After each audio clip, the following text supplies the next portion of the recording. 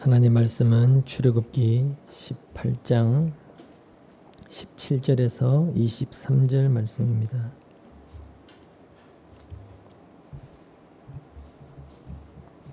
같이 읽도록 하겠습니다. 출애굽기 18장 17절에서 23절입니다. 함께 읽겠습니다. 모세의 장인이 그에게 말하였다. 자네가 하는 일이 그리 좋지는 않네. 이렇게 하다가는 자네뿐만 아니라 자네와 함께 있는 이 백성도 아주 지치고 말 걸세. 이 일이 자네에게는 너무 힘겨운 일이어서 자네 혼자서는 할 수 없네. 이제 내가 충고하는 말을 듣게. 하나님이 자네와 함께 계시기를 바라네. 자네는 백성의 문제를 하나님께 가지고 가서 하나님 앞에서 백성의 일을 아뢰게. 그리고 자네는 그들에게 규례와 율법을 가르쳐 주어서 그들이 마땅히 가야 할 길과 그들이 마땅히 하여야 할 일을 알려주게. 또 자네는 백성 가운데서 능력과 덕을 함께 갖춘 사람 곧 하나님을 두려워하며 참되어서 거짓이 없으며 부정직한 소득을 싫어하는 사람을 뽑아서 백성 위에 세우게. 그리고 그들을 천부장, 백부장과 50부장과 10부장으로 세워서 그들이 사건이 생길 때마다 백성을 재판하도록 하게.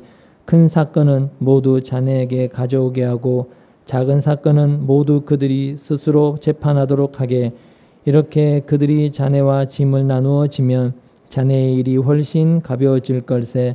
하나님이 명하신 대로 자네가 이와 같이 하면 자네도 일을 쉽게 처리할 수 있을 것이고 백성도 모두 흐뭇하게 자기 집으로 돌아갈 걸세. 아멘. 잠깐 기도하겠습니다. 하나님 아버지, 은혜를 감사합니다.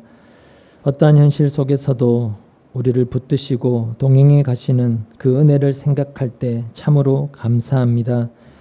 하나님께서 우리에게 함께 하시고 동행하시는 삶이 어떤 것이며 그 삶을 통하여 우리의 삶이 어떤 방식으로 이 세상에 머물며 살아가야 하는가를 오늘 이 말씀 안에서 또 배우고 돌아가는 저희가 되게 하여 주시옵소서. 예수님의 이름으로 기도하옵나이다. 아멘.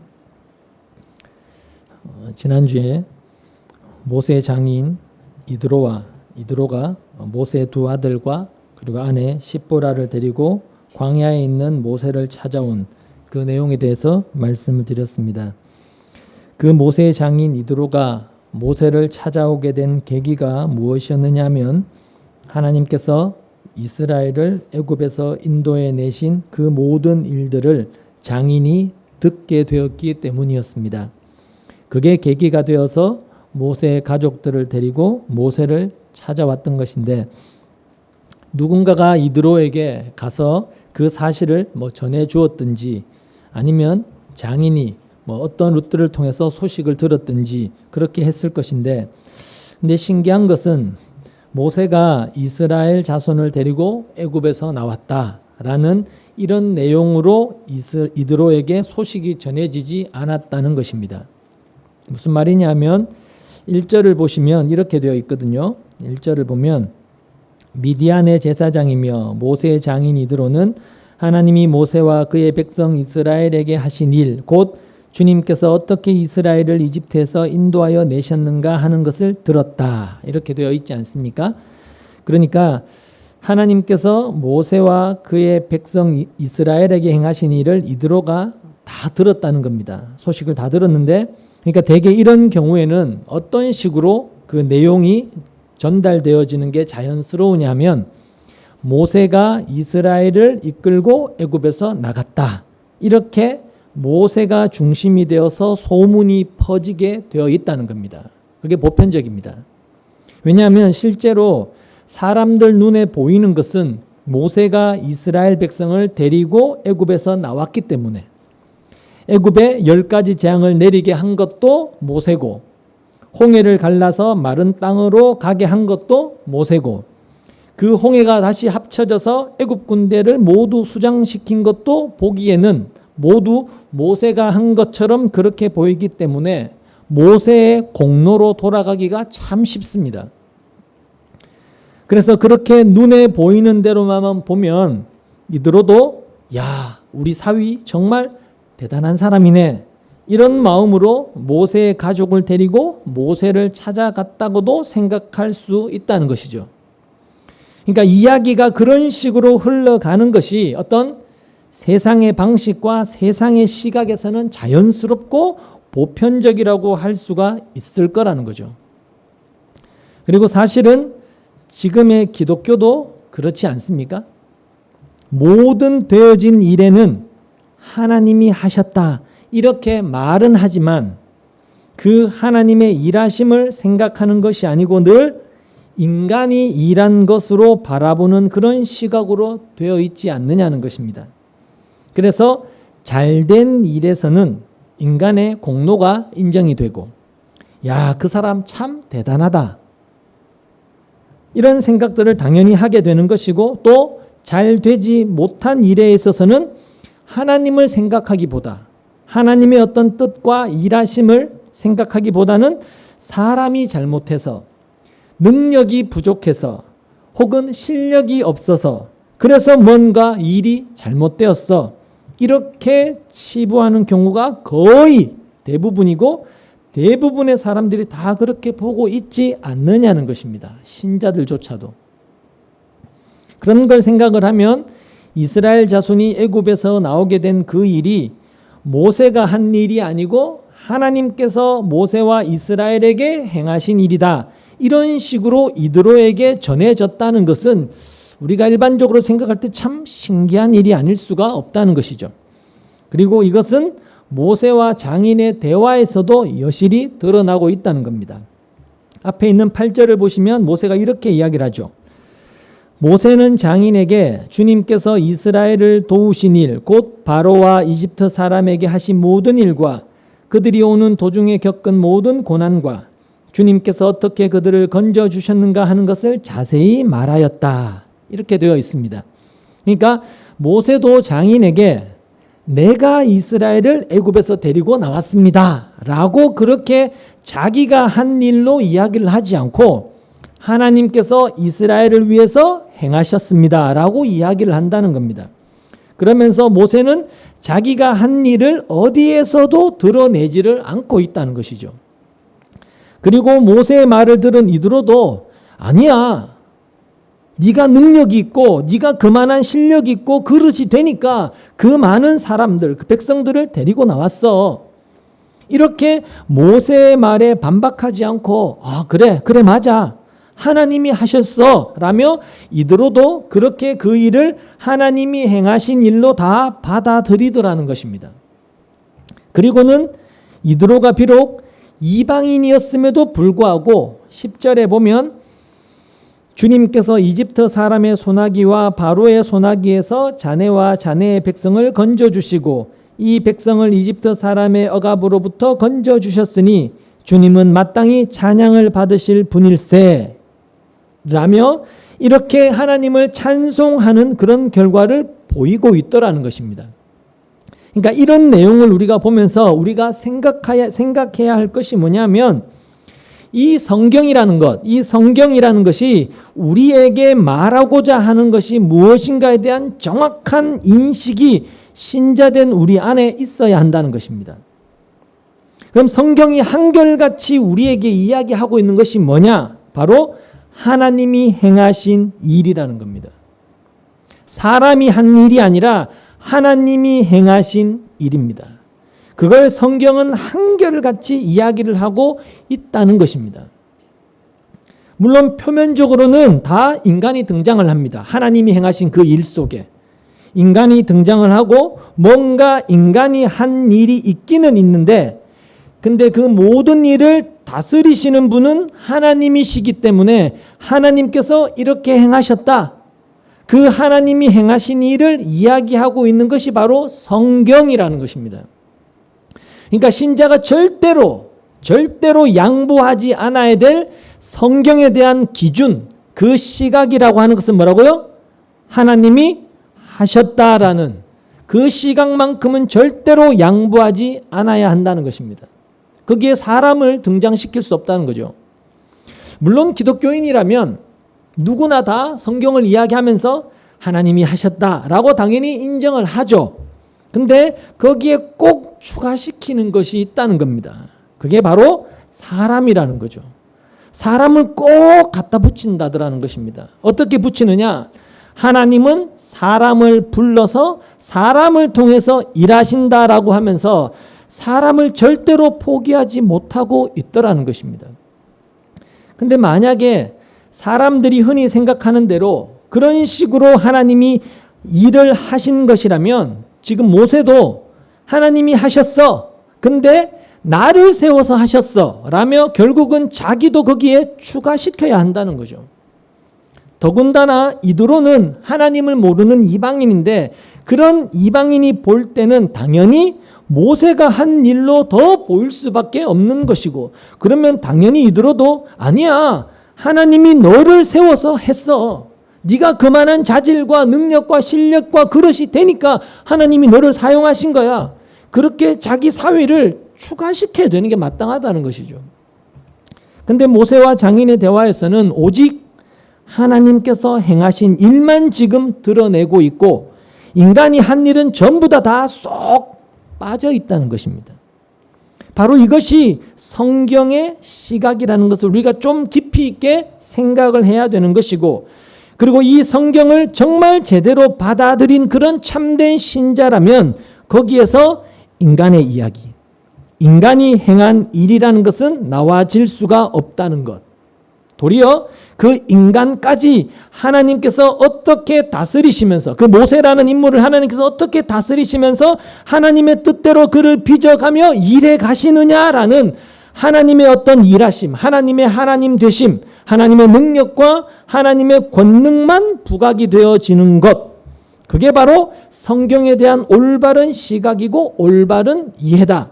그걸 우리가 늘 마음속에 간직해 두면서 말씀을 듣고 말씀을 보셔야 하는 것입니다. 그렇기 때문에 여러분 같은 기독교인으로서 같은 예수를 믿는다고 하고 같은 하나님을 믿는다고 하고 그래서 같은 성경을 이야기하지만 이야기가 통하지 않는 이유가 뭐냐면 여러분 그런 분들 주변에 있으실지 모르겠지만 똑같은 기독교인이고 똑같은 예수를 믿고 그래서 같은 성경을 이야기하는데 대화가 되지 않을 때가 있어요. 이야기가 안 통할 때가 있단 말입니다. 그 이유가 뭐냐면 한쪽은 하나님께서 행하신 일을 이야기하는데 한쪽은 거기에 사람이 행한 일을 추가시키면 그러면 서로 이야기가 통할 수가 없는 것입니다. 통하지가 않는 것이죠. 이야기가 통한다라는 것은 사람이 한 일이 아니라 오직 하나님께서 행하신 일만 이야기할 때 그때 이야기가 통한다는 것이고 그걸 교회다. 그렇게 일컬을 수가 있다는 것입니다. 자, 그러면 그렇게 하나님이 하신 일에 자꾸 사람이 한 일을 포함시키게 되면 이스라엘 자손을 애굽에서 인도해 내신 일도 결국 모세를 통해서 하신 일이냐라는 이런 질문을 던져볼 수가 있는데 만약에 모세를 통해서 했다라는 그런 인식이 모세에게나 이드로에게 있었다면 당연히 모세 네가 했어 라는 이런 말이 나와야 되는데 근데 지금 모세 자신도 또 장인 이드로도 야 모세 네가 했어 내가 했어 라는 그런 말이 나오지 않고 있다는 것은 이 성경에서 항상 인간이라는 그 존재는 빠져야 된다는 것. 인간이 했다라는 것, 자신의 가치를 내세우는 것들은 다 빠져야 된다는 것. 그 사실을 늘 염두에 두고 우리가 성경을 봐야 하는 것입니다. 자, 그렇게 대화가 끝나고 13절을 보시면 이튿날이라고 하면서 이튿날 이드로가 어떤 장면을 목격하면서 모세에게 이제 제안을 하는 겁니다. 어떤 제안을 하느냐면 백성들을 재판하는 일인데 그 재판을 좀 효율적으로 해라 라는 그런 제안을 하게 되는 것입니다. 13절을 보시면 이렇게 이야기하죠. 그 이튿날 모세는 백성의 송사를 다루려고 자리에 앉고 백성은 아침부터 저녁까지 모세 곁에 서 있었다. 자, 이튿날 이드로가 목격한 것이 뭐냐면 백성들이 모세에게 재판을 받기 위해서 아침부터 저녁까지 하루 종일 모세 곁에 서 있는 것을 보게 된 것입니다.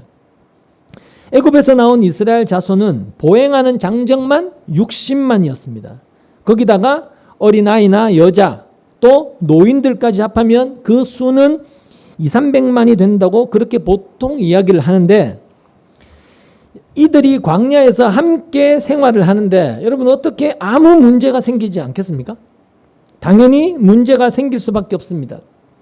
사람들이 그렇게 수백만이 모여 있는데 이웃 간에 여러 가지 이런저런 문제나 다툼이 있을 수가 있는 것이고, 또 어떤 소유의 문제, 이게 내 거냐 네 거냐 어떤 소유에 대한 문제도 있을 수 있을 것이고, 또 이웃과 싸움과 다툼도 있을 수 있는 것이고, 아주 다양한 문제가 그 속에 일어났지 않겠습니까?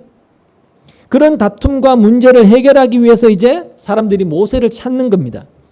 그들을 인도하고 있는 게 모세니까 모세를 찾아오는 것이죠. 모세가 이스라엘의 실질적인 지도자 역할을 하고 있으니까 모세를 찾아와서 모세의 판단과 말에 따라서 자신들의 문제를 해결하고 싶어 했던 것이죠. 그러니까 그것 때문에 모세가 하루 종일 백성들에게 붙들려 있는 겁니다. 벗어날 수가 없는 거죠. 뭐 한두 사람이 찾아오겠습니까? 200~300만이 되는 그 많은 사람들 안에 일어난 수많은 문제들을 매일같이 모세에게만 찾아온다고 하면 그냥 거기 붙들려서 하루 종일 그냥 시드는 거죠. 이런 장면을 이제 장인 이드로가 보게 되면서 14절에 보면 모세의 장인은 모세가 백성을 다스리는 이 일을 모두 보고 이렇게 말하였다. 자네는 백성의 일을 어찌하여 이렇게 처리하는가? 어찌하여 아침부터 저녁까지 백성을 모두 자네 곁에 세워두고 자네 혼자만 앉아서 일을 처리하는가? 이렇게 물었던 것이고, 거기에 대해서 모세가 15절 16절에서 모세가 그의 장인에게 대답하였다. 백성은 하나님의 뜻을 알려고 저를 찾아옵니다. 그들은 무슨 일이든지 생기면 저에게로 옵니다. 그러면 저는 이웃 간의 문제를 재판하여 주고 하나님의 규례와 율법을 알려주어야 합니다. 이렇게 이제 대답을 한 것이죠. 그러자 이드로가 하는 말이 17절에서 네가 하는 일은 그리 좋아 보이지 않는다. 즉 네가 하고 있는 일이 지혜롭지 못하다라는 그런 뜻인데, 이렇게 이야기를 하면서 모세가 지금 하고 있는 그 방식에 대해서 지적을 하는 것입니다. 그게 18절에 나오고 있죠. 이렇게 하다가는 자네뿐만 아니라 자네와 함께 있는 이 백성도 아주 지치고 말걸세. 이 일이 자네에게는 너무 힘겨운 일이어서 자네 혼자서는 할 수 없네. 여러분 근데 보면 사실 이드로의 말이 틀린 말이 아닙니다. 모세 한 사람이 이스라엘 백성 전부를 상대해서 그들의 삶에 일어나는 자질구레한 일까지 다 재판을 한다는 것은 모세나 백성들 양쪽 모두에게 엄청나게 피곤한 일이 아닐 수가 없습니다. 모세도 자기 한 개인으로는 쉬지도 못하고 하루 종일 백성들을 상대하느라고 힘들 것이고, 또 백성은 백성대로 자기 차례가 오기까지 한참을 줄 서서 기다려야 하지 않겠습니까? 오랜 시간을 기다려야 하니까 굉장히 힘들 것이고, 그렇게 보면 이드로가 이야기한 그 지적은 아주 타당한 것이고, 모세가 일하는 방식의 문제점을 아주 잘 파악했다, 그렇게 이야기할 수가 있는 것이죠. 그래서 이드로가 모세에게 한 가지 제안을 하는데 그 제안이 21절, 22절에 나옵니다. 같이 읽어볼까요? 시작. 또 자네는 백성 가운데서 능력과 덕을 갖춘 사람, 곧 하나님을 두려워하며 참되어서 거짓이 없으며 부정직한 소득을 싫어하는 사람들을 뽑아서 백성 위에 세우게, 그리고 그들을 천부장과 백부장과 50부장과 10부장으로 세워서 그들이 사건이 생길 때마다 백성을 재판하도록 하게, 큰 사건은 모두 자네에게 가져오게 하고 작은 사건은 모두 그들이 스스로 재판하도록 하게, 이렇게 그들이 자네와 짐을 나누어지면 자네의 일이 훨씬 가벼워질 걸세. 이렇게 제안을 하는 겁니다. 지금 이드로의 제안은 간단합니다. 백성들 중에서 천부장, 백부장, 50부장, 10부장을 뽑아서 세우라는 겁니다. 그렇게 해서 천부장을 비롯한 백부장, 50부장, 10부장과 같은 이런 사람들이 작은 사건을 재판하게 하고, 모세 너는 크고 중요한 그런 사건에 대한 재판을 맡아라 라는 그런 제안이었던 것이죠. 사실 수백만이 되는 이스라엘 자손의 모든 문제를 한 사람이 감당하는 것보다는 이드로의 제안처럼 조직을 해서, 이게 조직이거든요. 그렇게 조직을 해서 각기 일을 맡겨놓으면 모세의 일이 가벼워지는 것은 사실이지 않습니까? 그러니까 이드로가 제안하는 조직은 이런 겁니다. 천부장은 1000명의 백성을 담당하는 그런 사람입니다.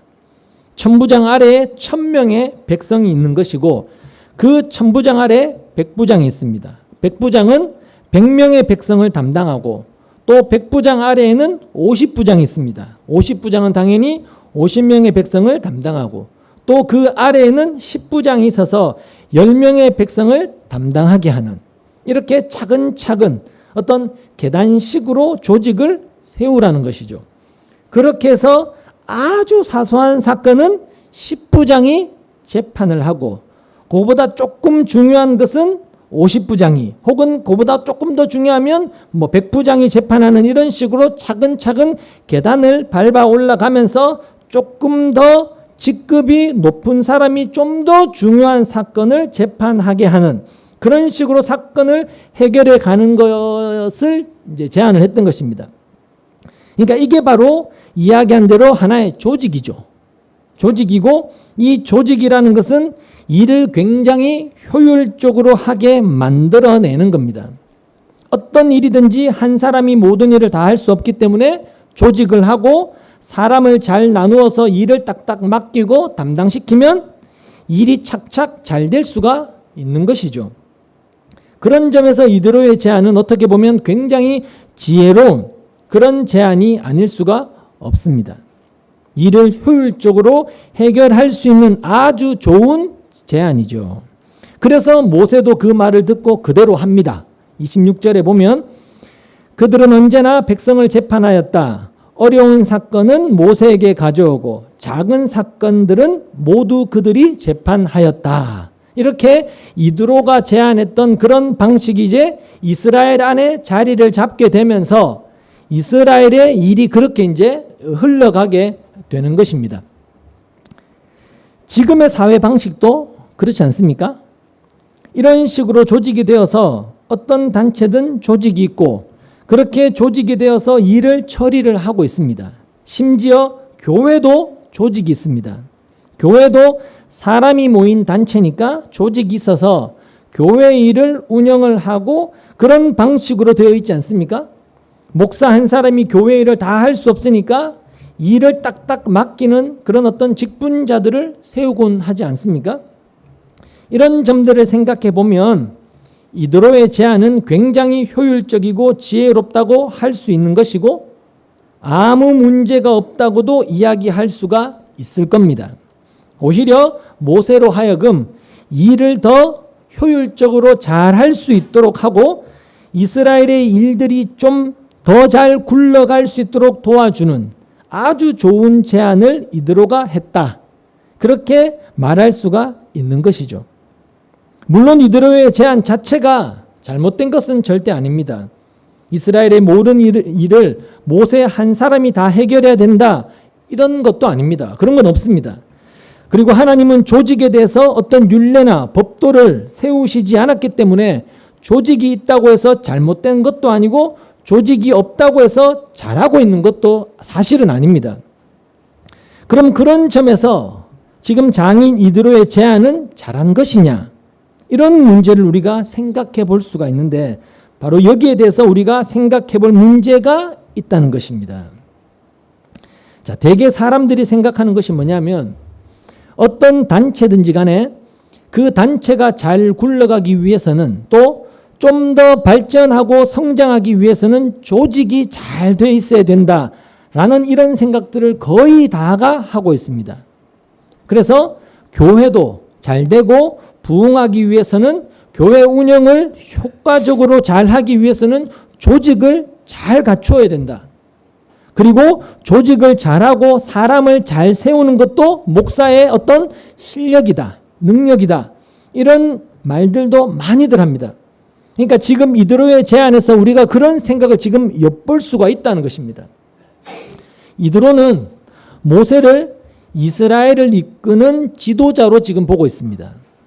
모세가 이스라엘의 모든 일을 지금 처리하고 있는 아주 중요한 위치에 있는 그런 지도자의 자리에 있는 사람으로 이드로가 지금 모세를 보고 있는 것이죠. 물론 그렇다고 해서 이드로는 모세가 자기 힘으로 이스라엘을 다스린다고 그렇게 생각하지도 않습니다. 그걸 19절에 보면 이드로가 이렇게 이야기를 하거든요. 이제 내가 충고하는 말을 듣게 하나님이 자네와 함께 계시기를 바라네. 자네는 백성의 문제를 하나님께 가지고 가서 하나님 앞에서 백성의 일을 아뢰게. 이런 말을 이드로가 한다는 겁니다. 그러니까 이드로는 모세에게 하나님이 함께 하신다, 하나님이 너와 함께 계신다라는 것을 알고 있습니다. 그리고 백성들의 문제를 하나님께 가지고 가라, 이런 이야기도 이드로가 하고 있다는 이야기입니다. 그러니까 하나님이 함께 계시기 때문에 모세 너는 필요가 없고 일도 안 해도 된다. 그게 아니라 이드로는 모세의 역할을 백성을 위해서 문제를 하나님께로 가져가는 것으로 그렇게 보고 있는 것이죠. 그러니까 이드로는 백성과 하나님 사이에 모세가 있다, 그런 생각을 하고 있는 겁니다. 그렇기 때문에 모세 네가 하는 일은 아주 중요한 일이야 라는 그런 시각이 있는 것이죠. 백성과 하나님 사이에 모세 네가 있어. 그러니 너는 아주 중요한 사람이고 너는 하나님을 위해서 중요한 일을 해야 될 그런 사람이야 라는 그런 생각으로 이제 지금 흘러가는 것이죠. 그래서 22절에서 이드로가 그런 이야기를 하는 겁니다. 그들이 사건이 생길 때마다 백성을 재판하도록 하게, 큰 사건은 모두 자네에게 가져오게 하고 작은 사건은 모두 그들이 스스로 재판하도록 하게. 이렇게 그들이 자네와 짐을 나누어지면 자네의 일이 훨씬 가벼워질 걸세. 우리가 이걸 좀 잘 봐야 되는데, 이런 말에서 이드로가 잘못 생각한 것이 어떤 것인가를 여러분이 잘 보셔야 됩니다.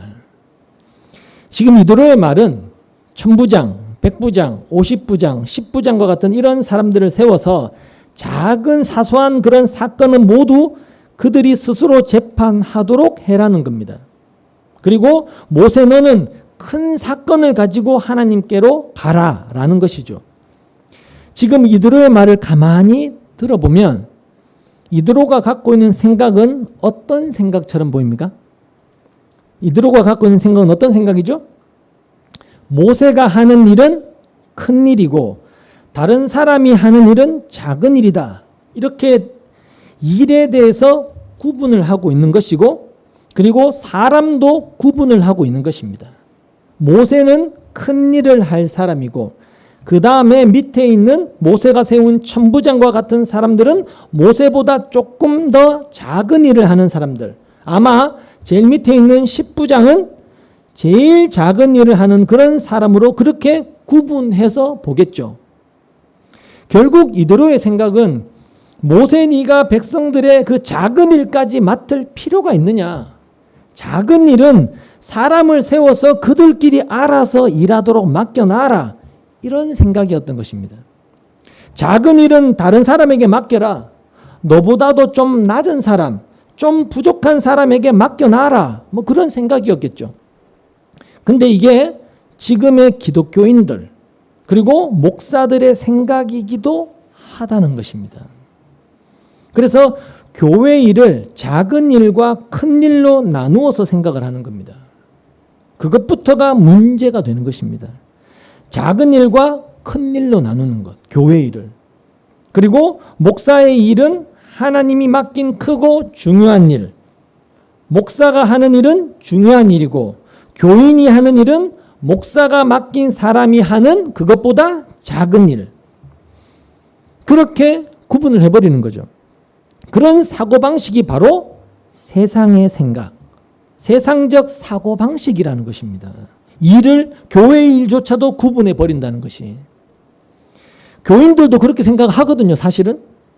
교회 조직이나 어떤 일을 그렇게 구분을 해서 자꾸 생각을 하기 때문에 자연히 목사가 하는 일은 교회를 위한 중요한 일이고 그 다음에 교인이 하는 일은 목사를 그냥 돕는 일, 그렇게 중요한 일과 덜 중요한 일로 자꾸 나누어 버리는 거죠.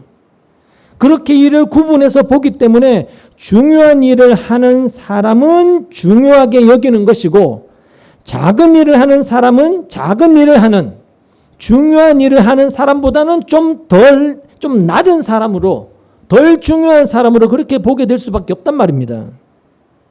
결국 이드로는 지금 뭘 생각하고 있느냐면 이스라엘이라는 그 존재, 이스라엘이라는 그들이 어떤 존재냐 이건 생각을 하지 않고 있고 그냥 일의 효율성만 따지고 있는 것입니다. 일의 효율성만.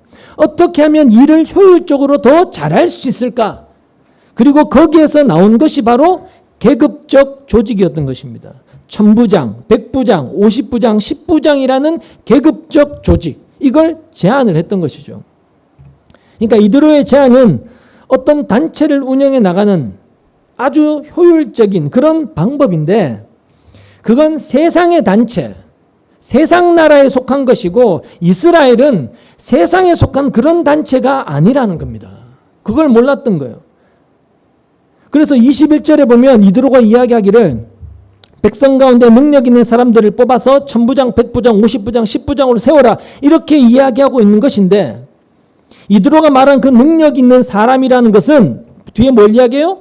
하나님을 두려워하고 진실하고 부정한 소득을 싫어하는 이렇게 말을 하면서 뭔가 우리가 보기에는 듣기에 굉장히 좋은 말을 하고 있는 것 같지 않습니까? 직분자를 세울 때도 이런 사람들 세워라. 우리가 말할 때 되게 듣기 좋은 말처럼 들리죠. 근데 이드로는 그렇게 능력의 크고 작음, 결국 하나님을 두려워하는 것도 뭔가 크고 작은 것이 있다. 많이 두려워하고 적게 두려워하고 뭔가 좀 차이가 있다. 자꾸 그렇게 나누고 있는 거예요, 지금. 그러다 보니 1000부장, 100부장, 50부장, 10부장 이렇게 사람도 마치 급이 있는 것처럼 자꾸 내려가는 것이죠. 근데 이드로가 말한 그 능력이라고 하는 것은 크고 작은 능력으로 차별을 둘 수 있는 것이 아닙니다.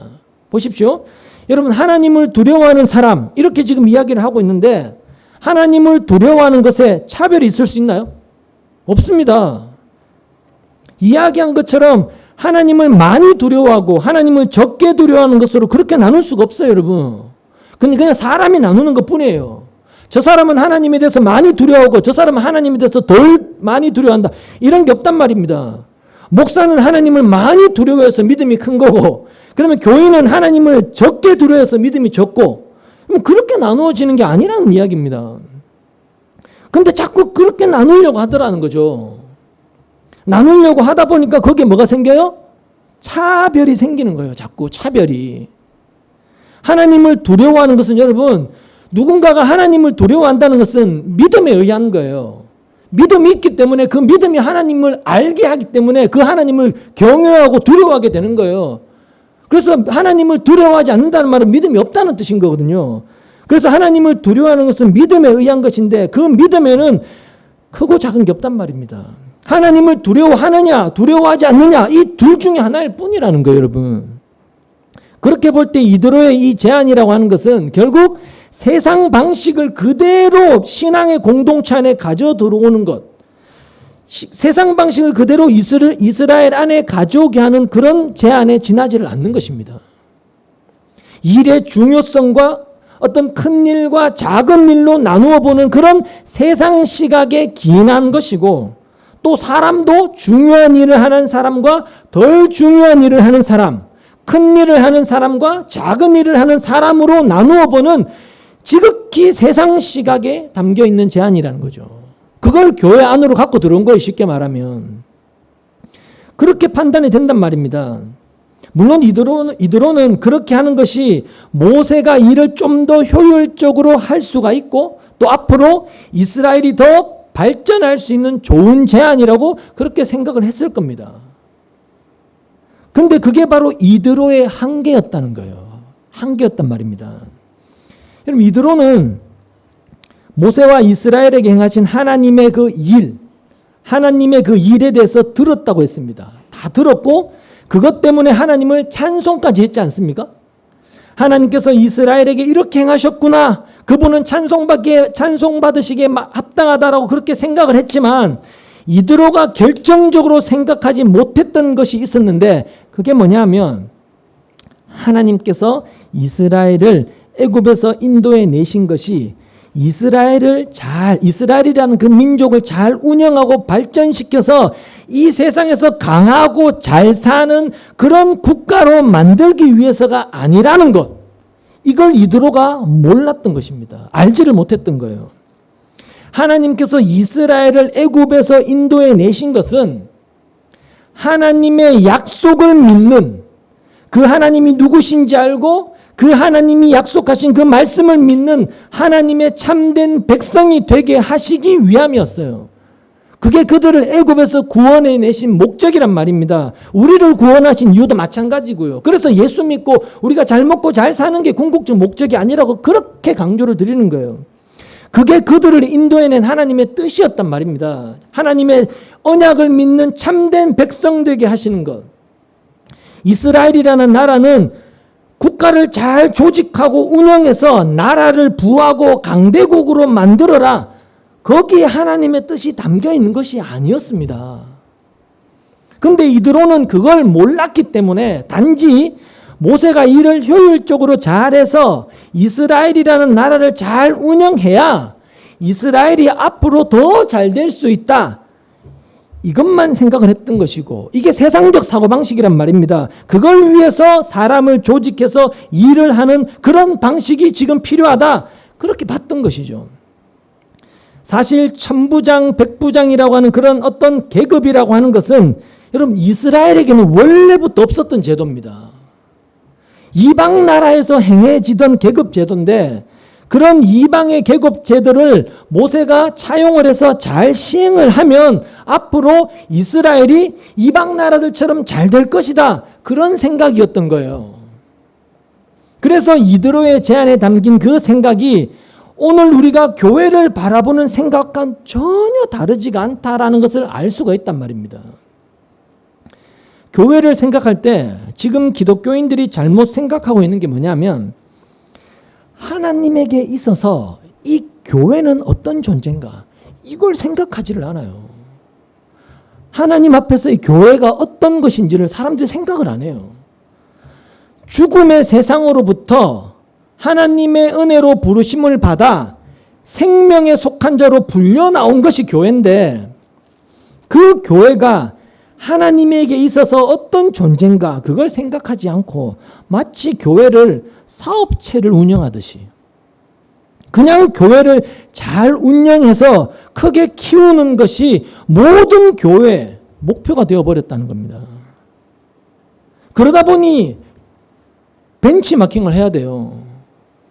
다른 교회에서 잘 된다고 하는 것도 벤치마킹도 해야 되고, 세상에서 사용되는 그 세상적 사고방식과 그 가치도 벤치마킹을 해야 되는 거예요. 왜? 잘 되기 위해서.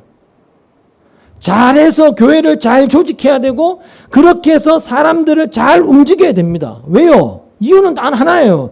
그게 교회 발전과 성장에 도움이 된다고 생각을 하니까. 그게 생각의 전부가 되어버렸다는 거죠, 지금. 하지만 하나님께서 애굽을 치시고 이스라엘을 애굽에서 인도해 내신 것처럼, 여러분 우리가 신자라고 하는 것은 하나님께서 죄와 사망의 그 세력을 이기시고 그 죄와 사망으로부터 건져내신 하나님 백성이란 말입니다. 그게 신자예요. 때문에 신자는 사망에서 구출된 생명에 속한 존재들입니다. 생명에 속한 존재들. 그러니까 하나님께서 우리를 신자를 왜 그렇게 죄와 사망에서 건져내셔서 세상과 구별된 거룩한 백성이 되게 하셨느냐, 그 하나님의 의도를 우리가 생각을 해야 되는 거고, 신자라고 하는 것이 하나님에 대해서 도대체 어떤 존재냐, 이걸 생각을 해야 된단 말입니다. 근데 그런 것에는 교회가 관심을 두지 않아요. 신자들이 관심이 없어요. 그냥 교회라는 간판 걸고 십자가 세우고 교회라는 이름으로 사람들이 모이면 그게 교회가 되는 것이라고 생각을 하고, 그 다음에는 그 교회를 어떻게 잘 운영해서 부흥시키고 발전시키고 성장시킬까, 늘 거기에만 모든 관심이 집중되어 있는 겁니다. 그러다 보니 이드로의 제안이 결국은 우리가 볼 때, 아 그래 저렇게 하면 되겠구나, 야 저 굉장히 효율적이다, 저게 합리적이다, 야 저렇게 하면 좀 편하겠다, 좋겠다, 그렇게 봐버리면서 그 안에 담겨있는 실질적인 문제를 보지 못하는 것이 되어버리더라는 것이죠. 근데 여러분, 이 교회라고 하는 것은 하나님께서 예수 그리스도 안에서 거룩한 백성으로 부르시고 그 예수의 피로 값주고 사신 그리스도의 몸으로 존재하는 것이 교회란 말입니다. 그런 관계 안에 있는 것을 교회라고 하는 거예요. 근데 그렇게 하나님이 자기 아들의 피로 세우신 교회에 원하시는 것이 교회 부흥이겠느냐, 교회 발전이겠느냐, 이걸 우리가 상식적으로 생각해 봐도 여러분 그건 아니라는 것을 우리가 분명히 알 수가 있다는 것이죠. 근데 하나님께서 우리를 불러서 그리스도의 몸의 관계인 교회가 되게 하신 하나님의 뜻은 완전히 무시되어 버리고 늘 교회의 어떤 부흥만, 성장만 강조되면서 교회가 잘 되기 위해서는 교회 운영을 잘해야 된다, 사람을 잘 세우고 잘 조직해야 된다, 늘 그렇게 나가버린다는 이야기입니다. 이게 이드로의 제안과 전혀 다르지가 않다는 것이죠. 생각이 이드로와 똑같다, 그렇게 볼 수밖에 없다는 것이죠. 따라서 스스로 자기가 신자라고 하면서도 신자로 부르신 이유, 그것을 생각하지 않으면요, 그 사람은 신자의 본질을 찾아가는 참된 신자라고 할 수가 없는 것입니다. 무늬만 신자인 거예요. 하나님이 왜 나를 신자로 불렀는지를 관심이 없고 그걸 추구하지 않는 신자가 무슨 신자라고 할 수 있습니까? 그건 그냥 종교인이라는 것뿐인 것이죠. 그 뒤에 19장 4절을 보시면 하나님이 이렇게 말씀을 하세요. 4절에서 6절을 제가 읽어드리겠습니다. 너희는 내가 이집트 사람에게 한 일을 보았고 또 어미 독수리가 그 날개로 새끼를 업어 나르듯이 내가 너희를 인도하여 나에게로 데려온 것도 보았다. 이제 너희가 정말로 나의 말을 듣고 내가 세워준 언약을 지키면 너희는 모든 민족 가운데서 나의 보물이 될 것이다. 온 세상이 다 나의 것이다. 그러므로 너희는 내가 선택한 백성이 되고 너희의 나라는 나를 섬기는 제사장 나라가 되고 너희는 거룩한 민족이 될 것이다. 너는 이 말을 이스라엘 자손에게 일러 주어라. 우리가 잘 알고 있고 또 신약에서도 종종 인용이 되고 있는 말씀인데 이 말씀의 핵심이 뭐냐면 너희가 내 말을 잘 듣고 내 언약을 지키면입니다. 그러니까 이스라엘이라는 그 민족은, 이스라엘은 우리를 이야기하는 거예요. 이스라엘은 하나님의 언약 안에 있다라는 그 뜻입니다. 그런 뜻이에요. 언약 안에 있다. 그게 이스라엘에게는 가장 중요한 것입니다. 그게 아이덴티티예요. 그게 자기들의 정체성이란 말입니다. 우리는 하나님의 언약 안에 있는 자들이다. 그게 그들이 갖고 있어야 될 자기 정체성이에요. 하나님의 언약 안에 있다는 것, 그래서 언약을 지키는 자로 존재하는 것, 그걸로 이스라엘은 그래서 전혀 부족함이 없는 것입니다. 하나님의 언약 안에서 그 언약 안에 머물고 그게 지키는 거잖아요. 언약 안에 머물러 있다는 것으로 이스라엘은 부족함이 없는 거예요. 사망의 음침한 골짜기를 가든지 아니면 어디를 가더라도 이스라엘은 전혀 부족함이 없는 거예요. 왜? 여호와 하나님이 나를 인도하시는 내 목자이기 때문에, 그분이 나의 아버지이기 때문에, 그분이 나의 주인이기 때문에 전혀 부족함이 없는 거예요. 그것만 있으면 이스라엘은 거룩한 백성이니까, 그 하나님 안에 있으면 그들은 거룩한, 세상으로부터 죄와 사망 애굽으로부터 구원받은 생명 안에 있는 거룩한 백성이니까, 백성으로 여김을 받으니까 전혀 부족함이 없는 거죠. 때문에 이스라엘이 어떻게 조직을 하고 어떻게 국가를 운영하느냐, 여러분 이건 아무 의미가 없단 말입니다. 하나님은 그걸 전혀 보시지 않는다는 거예요. 너희가 언약을 지키면 너희는 내 백성이다. 너희는 내 언약 안에 있는 자야. 그러니까 언약 안에 존재해. 그게 전부란 말입니다. 하나님이 요구하시는 것은. 그러니까 모세가 조직을 잘해서 이스라엘을 잘 운영해 가는 것이 중요한 게 아니고 그게 이스라엘의 본질도 아니라는 거예요. 그래서 말씀드린 것처럼 이드로는 하나님이 이스라엘을 애굽에서 구원해 내셨다, 이것만 생각을 했지, 이스라엘을 구원하셔서 어떤 이스라엘이 되게 하고자 하시는 것이 하나님의 뜻이냐, 왜 그들을 애굽에서 구원해 내셨느냐, 이걸 이드로는 알지를 못했던 것입니다. 세상적 가치와 사고가 여전히 이드로를 사로잡고 있었기 때문에 그런 거죠. 우리도 마찬가지라는 거예요. 지금 하나님께서 나를 구원하셨다, 아 감사하다, 이것만 생각하기 때문에 이제 내가 구원받았으니까 구원받은 자로 하나님 내가 뭘 할까요? 이렇게 하면서 어떤 자기 신앙을 점점 더 크게 만들고 그걸로 자기 가치를 높여서 하나님께 인정받고 사랑받고 복받고 세상에서 잘 되는 그런 방향으로 가버리더라는 거죠. 그걸 신앙생활이라고 착각을 하고 있어요. 근데 그렇게 하면 안 되고 하나님께서 나를 구원하셔서 나를 신자로 삼으셔서 뭘 하려고 하시지? 왜 죄와 사망에 있던 나를 자기 아들을 이 땅에 보내서 날 위해 대신 죽이시고 나를 살려서 생명에 속한 자로 그 하나님 안에 있게 하신 이유가 뭐지? 거기까지 가야 된단 말입니다. 왜 나를 구원하셨지? 거기까지 우리가 가야 된다는 거예요. 거기에서 하나님의 뜻을 찾아가는 것. 아, 이게 하나님의 뜻이구나. 그 뜻을 알고 내 인생과 내 삶의 현실을 재해석해낼 수 있는 것. 그게 신자고 그런 신자들이 모인 것을 교회다. 신앙의 공동체다. 그리스도의 몸이다. 그렇게 이야기를 한단 말입니다.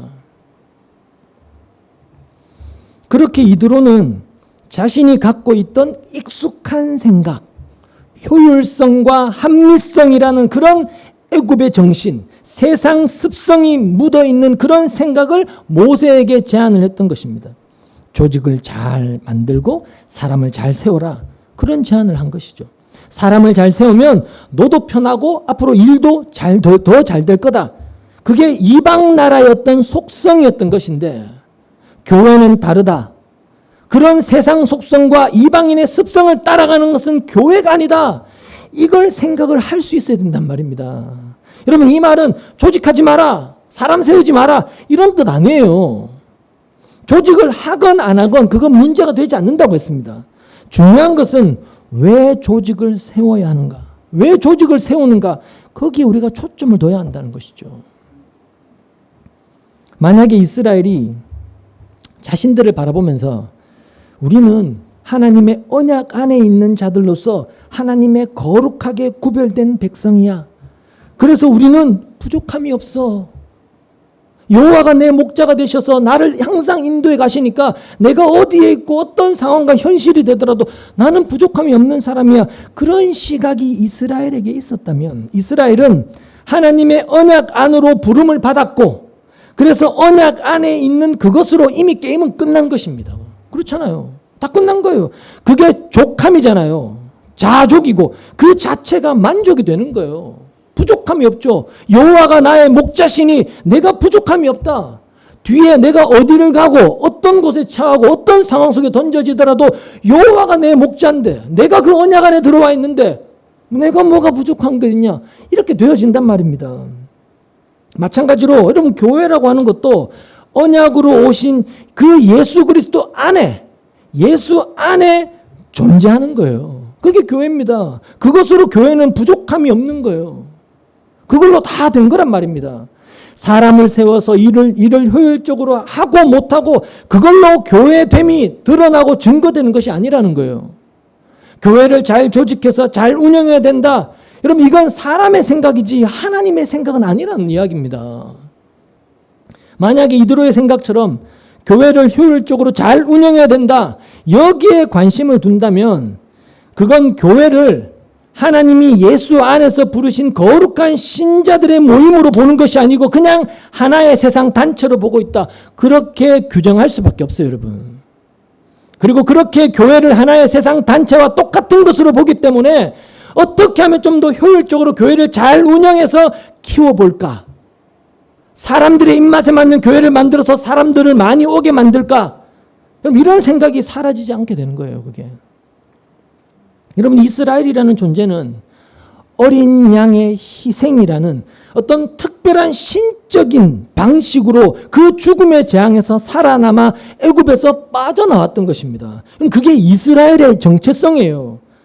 그것은 이스라엘은 어떤 경우에도 애굽의 방식과 애굽의 정신으로 살면 안 된다라는 것을 의미하는 것입니다. 출애굽이니까, 애굽에서 나왔으니까 당연히 애굽과 단절이 되어야 되는 거란 말입니다. 교회가 그렇잖아요. 세상으로부터 부름받았다. 근데 우리가 세상의 가치와 사고방식을 따라서 교회로 그걸 가지고 들어와서 한다고요? 말이 안 되는 거예요, 이게. 그리고 여기에는 어떤 사람을 조직하고 세워서 사람으로 하여금 일하게 해서 국가를 더 튼튼하게 세워나가는 그런 방식으로 존재하지 않는 것이 이스라엘이다. 이런 의미도 거기에 담겨 있다는 말입니다. 다시 말해서 이스라엘은 하나님의 은혜로 시작해서 은혜로만 맞춰져야 돼요. 그게 이스라엘됨입니다. 이스라엘다운 거예요.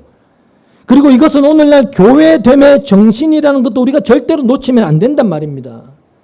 교회라고 하는 것도 오직 예수 그리스도의 은혜로 시작해서 은혜로 맞춰져야 되는 거예요. 근데도 우리는 계속해서 이 세상의 방식과 정신으로 살려고 하죠. 우리가 교회됨이라고 이야기하면서도. 왜? 그게 우리의 눈으로 볼 때는 훨씬 더 효율적이고 좋아 보이니까. 늘 그걸 끌고 들어올 수밖에 없는 거예요. 교회 안에 끌고 들어오고 내 삶에 그걸 끌고 들어오는 겁니다. 그런 세상 방식으로 일을 하는 게 더 효과적이고 그렇게 하는 게 더 좋은 결과를 가져올 수 있다고 생각을 하니까 저렇게 해볼까? 이렇게 해볼까? 늘 그렇게 나올 수밖에 없는 거예요. 교회도 그렇고 내 삶도 마찬가지고. 그러다 보니 예수 안에 있는 것이 교회다. 하나님의 언약 안에 있는 자들이 교회다. 이건 자꾸 갈수록 희미해져 버리고 조직을 하고 사람을 잘 세워서 세상의 방식과 세상의 가치를 가지고 하면 교회가 더 잘 될 수 있는지 이것만 자꾸 생각하는 거예요. 이 방법을 써보면 괜찮을까? 저 방법 쓰면 좀 더 나을까? 이렇게 저렇게 해볼까? 여전히 세상 방식에 붙들려 있다. 하나님께서 우리를 도대체 어디에서 끄집어냈는지 도무지 생각하지 않고 있다는 증거가 되는 거예요. 그게. 자기가 어디로부터 구원받았는지에 대한 개념이 없는 거죠. 그 사람은 과연 구원받은 자라고 말할 수 있겠냐고요. 교회라고 말할 수 있겠습니까, 그게? 그래서 신자는 자신에 대해서 저와 여러분, 우리 마찬가지 저와 여러분, 우리 신자된 우리는 자기 자신에 대해서 여러분 절대 방심하면 안 돼요. 저와 여러분이 내가 하나님을 이야기하고 예수님을 이야기하고 믿음을 이야기하고 십자가를 이야기한다고 해서 자기에 대해서 믿으면 안 돼요. 방심하시면 안 됩니다. 왜냐하면 우리의 습성이라는 것은 항상 세상으로 끌려가게 되어 있어요. 그게 인간의 본성이니까. 끊임없이 하나님의 뜻이 아닌 내 뜻을 추구하게 되어 있단 말입니다. 세상 것이 늘 그래서 우리 눈에 좋게 보이게 되어 있어요. 하나님의 뜻을 따라서 사는 것보다 내 뜻대로 세상 방식대로 사는 게 더 빠르고 더 편하고 더 잘 되고 더 형통할 것 같거든요. 저렇게 하면 내가 더 잘 되겠구나. 내가 좀 더 편해지겠구나. 내가 좀 더 이익이 되겠구나. 나에게 득이 되겠구나. 늘 그렇게 보게 되어 있단 말입니다. 그걸 우리가 염두에 둬야 돼요. 우리는 그런 존재라는 것을. 그래서 방심하면 안 돼요. 자기 믿음에 대해서. 그 증거가 성경에 나오고 있는 이런 이드로의 제안을 우리가 보면서 그래 맞다. 이게 더 효율적이지. 오늘 성경을 읽으시면서 그렇게 이해하셨지 않습니까? 그 대부분의 설교가 이 본문은 그렇게 이야기해요. 서로 짐을 나누어지고 그래서 교회가 서로 잘 견제하면서 잘 발전해 가야 된다. 그래서 교회를 부흥하게 다 그런 이야기예요. 제가 아무리 찾아봐도. 그러니까 우리도 동일하게 이런 습성과 이런 본성을 쫓고 있다는 증거가 지금 이들의 제안을 우리가 보면서 그래 맞지. 이게 효율적이지. 이래야지 교회가 더 잘 되고 이래야지 좀 더 합리적이지. 그렇게 하면서 모세도 좀 편해지고 일처리도 굉장히 합리적으로 쉬워지겠지. 그런 생각을 우리가 하고 있다는 거. 그게 증거입니다, 여러분. 이들의 제안을 보면서 근데 이건 아닌데? 이건 세상 방식인데? 신앙의 공동체 교회는 신자는 이렇게 살면 안 되는데 그런 생각 안 하셨지 않습니까? 없지 않습니까? 오히려 맞네. 야 그렇게 하는 게 효율적이지. 야 이두로가 참 똑똑하다.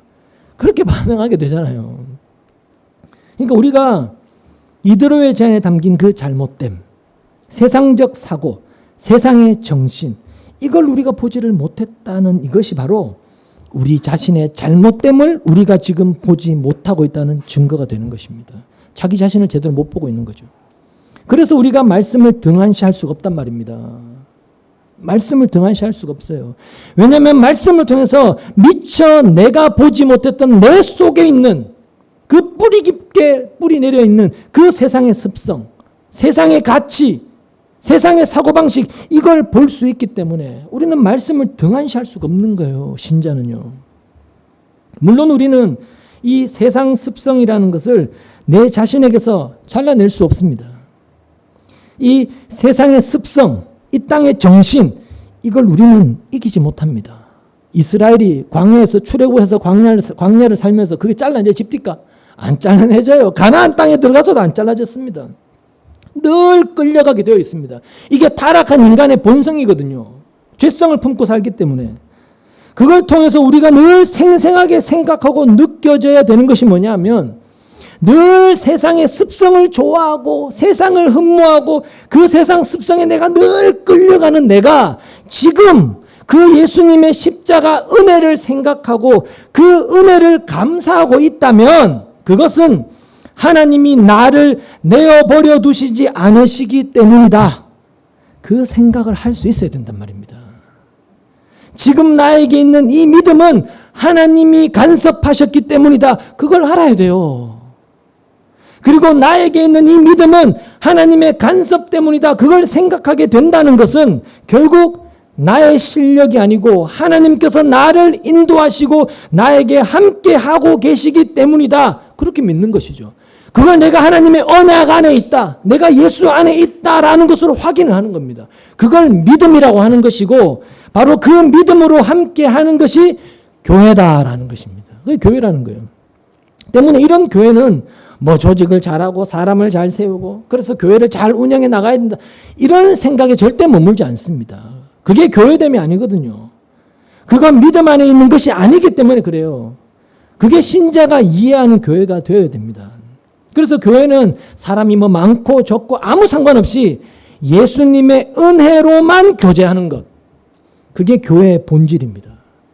예수님의 은혜가 아니면 나는 왜 안 되는 자인지 이걸 아는 사람들이 함께 하면서 그 은혜를 감사하게 되는 것이 교회됨을 지키는 거예요. 그걸 거룩하고 순결한 자로 존재하며 살아가는 거예요. 그게 오직 은혜로만 우리가 모입시다. 우리의 모든 것을 다 내려놓고 주님의 은혜로만 우리가 함께 합시다. 그렇게 교회를 지켜내는 거죠. 여러분 이스라엘이 어린 양의 피를 좌우 문설주와 상인방에 발라서 그 죽음의 재앙에서 살아났는데 이스라엘이라는 민족은 그때는 이스라엘이 왜 어린 양의 피를 발라야 우리가 안 죽고 살지? 이걸 몰랐습니다. 그때는 그냥 발라라 하니까 그냥 발랐을 뿐이지 이걸 왜 바르지? 몰랐단 말입니다. 몰랐어요. 그 이유를 알게 하는 것이 바로 광야에서의 40년의 시간이었습니다. 광야 40년의 생활에서 드러나는 것이 뭐였나요? 이스라엘의 그 뿌리 깊게 내려 있었던 애굽 정신, 그 애굽의 습성, 세상을 향한 흠모, 그리움이었지 않습니까?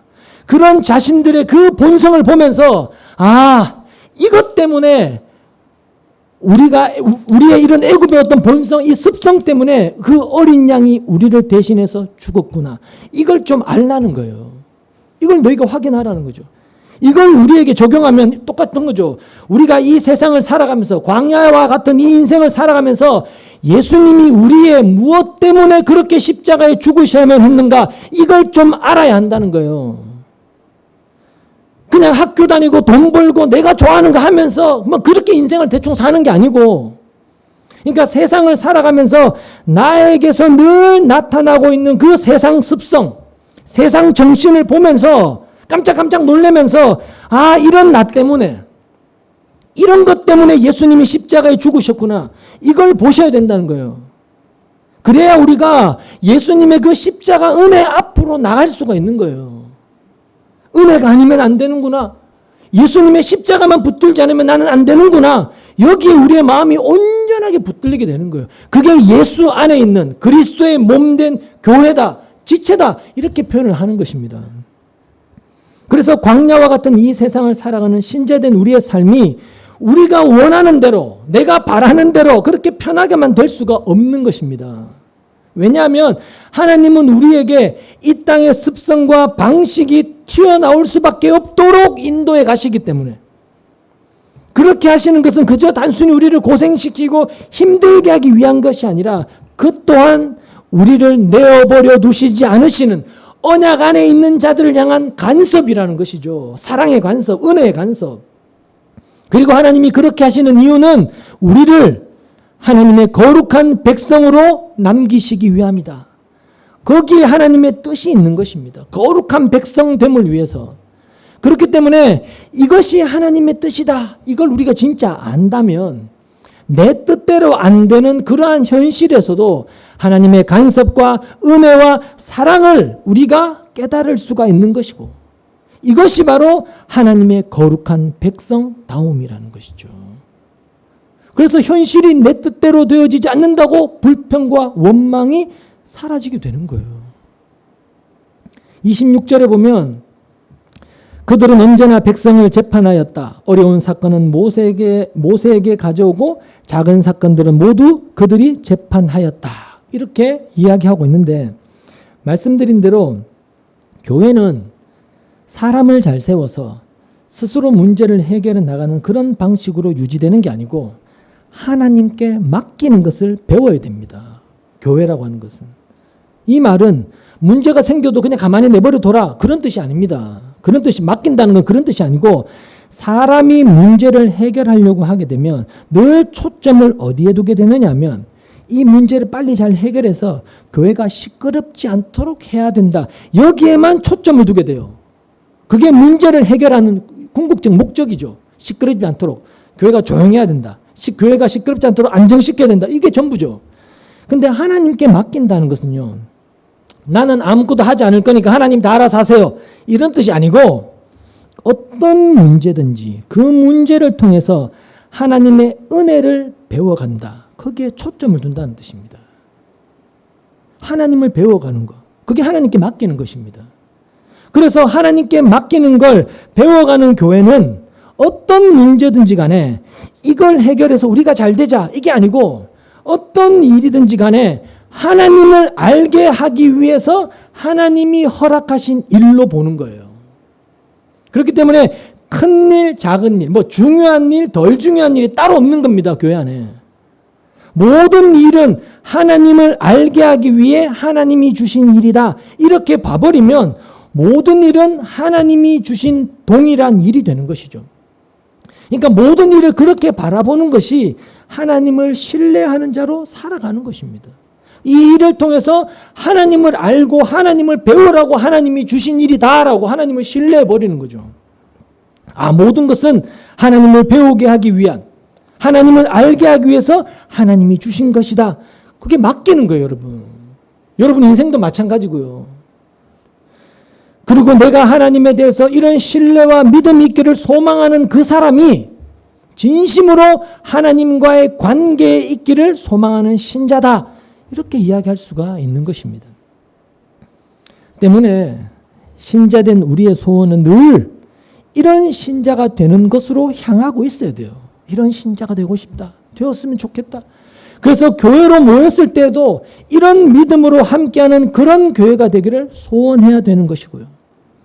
그렇게 되면 우리가 일부러 이야기를 하지 않아도 그냥 만나면 하나님을 이야기할 수 있고 예수님의 은혜를 이야기할 수 있고 그걸로 서로에게 기쁨이 되는, 이것이 바로 교회됨으로 존재하는 것이고, 그게 바로 부족함이 없는 예수 안에 있는 참된 교회다, 이렇게 일컬음을 받게 되는 것입니다. 부디 늘 이런 교회됨에 저와 여러분의 소원을 두시면서 이드로와 같은 그런 세상 시각으로 세상을 바라보기보다는 그 속에서 내가 어떤 존재인가를 깊이 생각하고 하나님을 신뢰할 수 있는 그런 믿음을 배워가시는 저와 여러분 되시기를 주님의 이름으로 소망합니다. 기도하겠습니다.